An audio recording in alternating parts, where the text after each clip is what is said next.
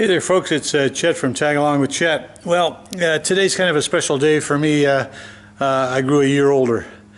Just like that. I don't know how it happened. Before you know it, you're in almost the mid-70s, and it just kind of snuck up on me. So anyway, I just want to wish or thank everybody for wishing me a happy birthday. There's probably a few guys on Facebook that I didn't get to for some reason or another. I know one in particular, good old Mike down in Australia. I can't seem to find his congrats anywhere. I know I saw it, and then all of a sudden it just disappears. So I don't know what's happening with Facebook. So anyway, for all the people that I forgot, and maybe I'll pick it up later on this afternoon, but for the ones I did forget, thanks for the birthday wishes. Much appreciated. Yeah, there's a few people that also were on Facebook that I haven't talked to or seen for years. One in particular comes to mind was Neil out in Toronto area. I worked with him in sales when I was with the airlines before I got into the flight operations end of it. Anyway, Neil and we went down to Mexico and Acapulco, I think, after I worked with the company for about, I don't know, maybe it was 6 months. And I know we got thoroughly sick down there. Anyway, that's a long story. But anyway, Neil, if you're watching this, nice to get a reply or get the wishes from you, the congrats.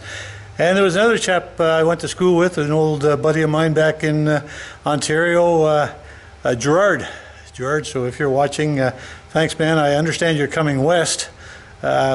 With a camper or something, but I'm not quite sure how far west you're going to be able to get because I think BC still has some issues, and I'm not quite sure about Alberta, but they want everybody basically to just stay in their own province for the time being, but maybe in a few weeks that'll stop, so hopefully we'll get some relief from being able to travel. Because as it is right now, there was a lot of things I was going to do this year too, and it's kept the airplane on the ground most of the time. It's other than just the local stuff. And today I thought I'd go out for a little flight. I'm not going to really get too excited about the content of it, but we'll just take the bird up. So it's the 12th of June, 2020. Yeah, that bad year. Anyway, just to let you know, I'll give you kind of an update here as well, how the garden's growing. We'll just walk over to the garden here, and you'll see it's actually doing quite well. The the potatoes are coming up, as you can see, right here. There's, you can see them all coming up. I've got them covered up with a bit of grass right now, which I cut. And radishes, the carrots, the beans are just starting to pop up their heads right here, as you can see, right there. The onions, the tomatoes. I had 8 tomatoes. They all died. Unfortunately, so I bought 3 more, and they seem to be growing now. And then a buddy of mine gave me some rhubarb, which I just planted out here, and we'll see how that works out. Anyway, as you can see, the garden's growing well, and we'll hope to get a reasonable crop out of it. And if next year it seems worthwhile, then I'll probably put another bed in here. So the sun's shining nicely. The solar panels, as you can see, are doing their thing. And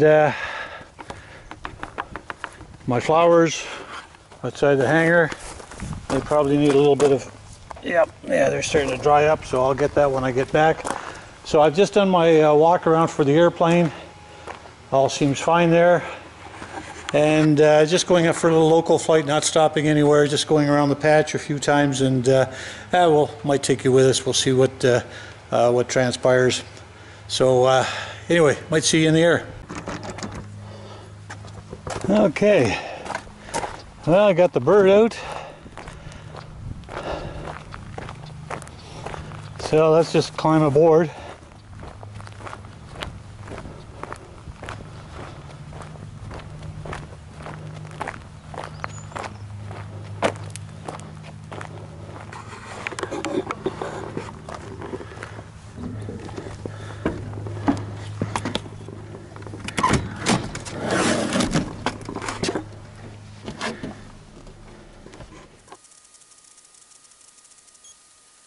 Well, here we go, folks. Had a little bit of an issue getting the airplane going though, because inadvertently I left my GPS, which runs straight off the battery, on, and that was enough to give me a bit of a starting problem. So anyway, we got that problem resolved, and so we'll just see. She's up to 14.1 on the voltage here, so battery's okay again. But it is hot out. It's a very hot day today.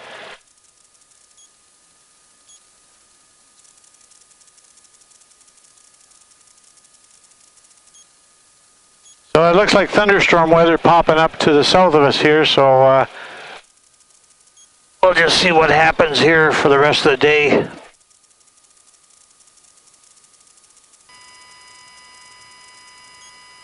Okay, the rest is going to be on the departure end. I guess we're using 16. Yeah, we're using 16 today. Vulcan traffic, it's Cherokee Charlie Charlie November. We're taxiing for runway 16 from the ramp. We'll advise on the backtrack for 16. And Vulcan traffic, Charlie Charlie November, entering the backtrack for runway 16 Vulcan.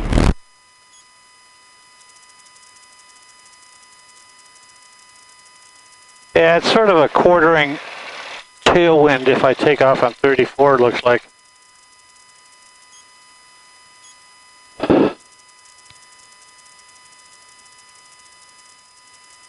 This thing's already getting hot.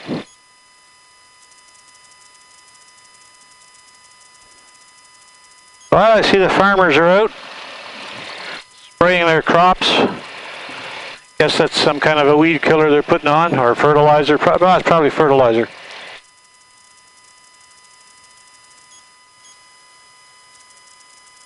Elevator trim. Rudder trim's in neutral. Fuel pump on. Fuel selector is on the left tank, which is the fullest. Transponders on alt. Lights are on. Mixture. Doors.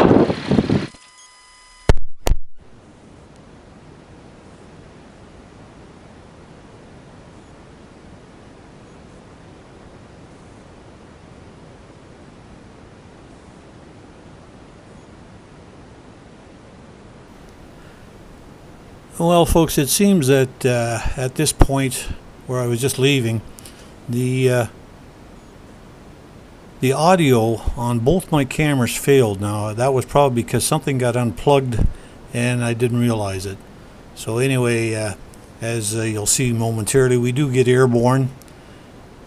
And we headed out to Little Bull, and what my main objective was to see if I could find the solar panel farm that they were going to be building. So we'll probably, once we get airborne out here, we'll just skip to the solar panel area that I actually did find, and I don't know whether you'll be able to see it, but it's all marked out, I believe, in red flags on the area where they're going to build it. So we'll skip to that now, because you've seen these takeoffs many times already.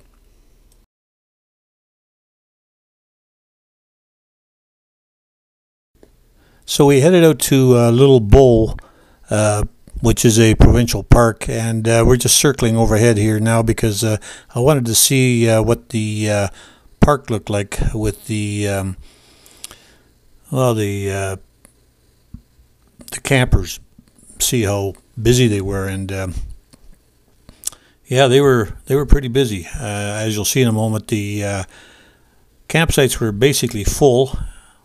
And the parking lot for the boating area was pretty well occupied as well.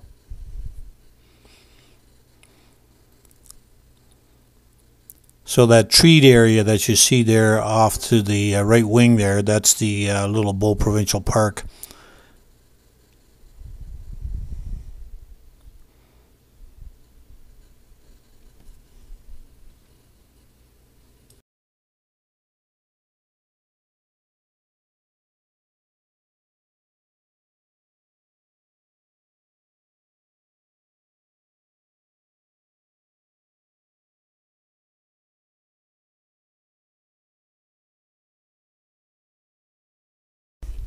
And further to the right, you may notice the wind farm as well. They're putting additional windmills up. Oh, I don't know. Every time I fly over it, there's another one going up. There they are off to the right of the wing there. There's quite a few of them there. And even further south, of course, there's just a humongous amount of wind farms at that area. But they're gradually moving their way north.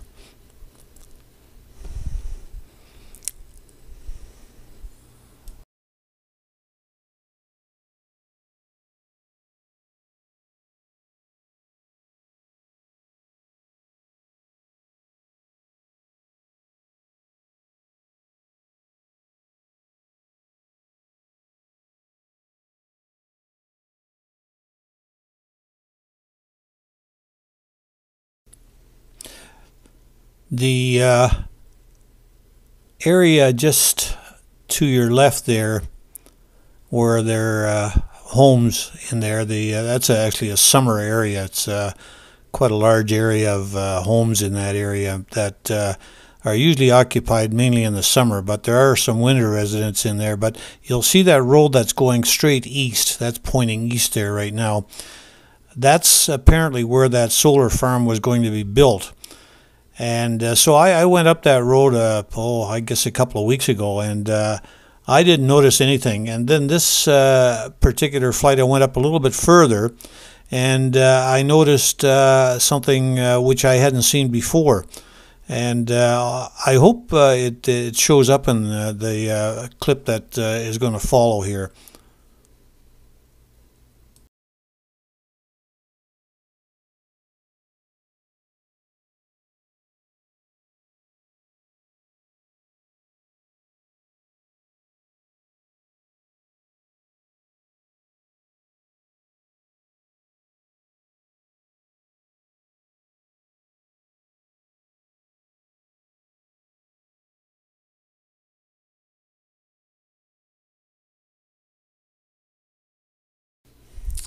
Well, unfortunately, after previewing this, I can't see the little red flags on the camera that I use to take these shots. But the fields that you see down below, that's the area where I believe they will be putting the solar panels in, because there's two of those fields that are totally covered in little red flags, and they're all in a row. Like they're just lines and lines of them. So unfortunately, I should have used my other camera so I could have zoomed in, but I didn't think of it at that particular time because I thought it would pick it up. So it looks like that's the area that they're planning on using for the solar panels. Well, while I was up here, I thought I'd also show you how this Flight Plan Go app works on my Samsung tablet. Now you'll see the airplane is just sitting there. That's my present position. Now I don't have a flight plan in here, so I'm going to create one. So you just hit that create new route, that one. And now we're just going to get rid of some of the stuff on there, like my time and stuff like that. And we're going to go to PP. You'll see that in the top left there. And that's present position. And you push on that. Just give that a little tap. And it'll tell you exactly where the coordinates are, where you are. And then you just press in where you want to go. And in my particular case, I wanted to go back to Vulcan. So I just hit CFX6, which just happens to be there. It's already pre-programmed in there. So I just click that, and bingo, it'll create a route for me. Now just watch this. You'll find a line and everything. The whole track will just automatically appear. There you go. Now you can get rid of all that flight planning data up above. Just hit zoom, press, and position. And there you are, and you'll notice the airplane is actually pointing a little bit northwest because I'm not tracking into Vulcan. But that's how simple it is. And of course, the only reason why I use this app is because it's totally free. The ForeFlight, I would like to get that because it's probably a simpler program. It took me a little while to learn this, but it's got a real dollar attached to it, and especially for Canadian charts. So I use Flight Plan Go, and it's totally free.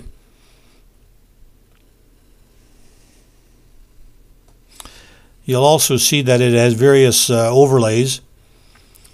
You can put low-level charts on it. There we are. I just clicked on the one of the overlays, which was a low-level chart, Victor Airways type thing. Or you can put high-level stuff on it, which of course you'd never use in my particular aircraft. But just a touch of a button. So you just push again to get back to your VFR charts, your sectionals. And there you go. And this is updated quite a bit. Every time a new chart comes up, it'll tell you that there's an update, and you just download it. Now, this Samsung lap or tablet that I've got is actually an old one. It's probably about 4 or 5 years old.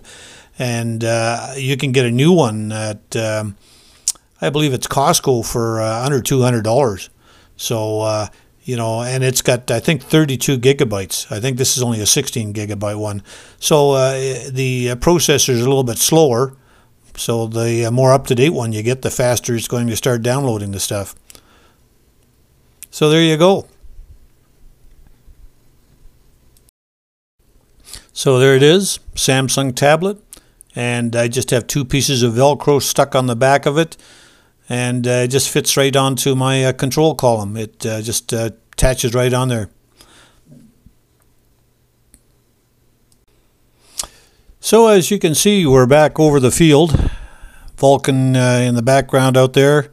Golf course is pretty busy because of the nice weather we're having. So we're just overhead the field, and we're going to join for a left-hand downwind for runway 16.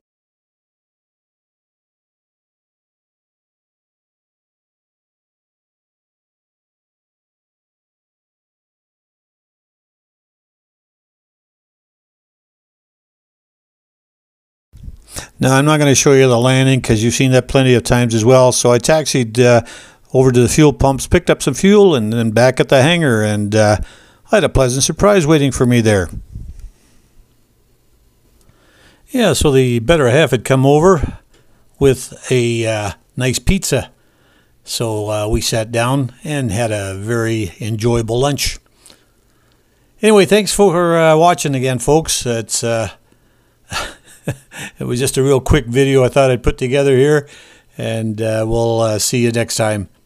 So long now.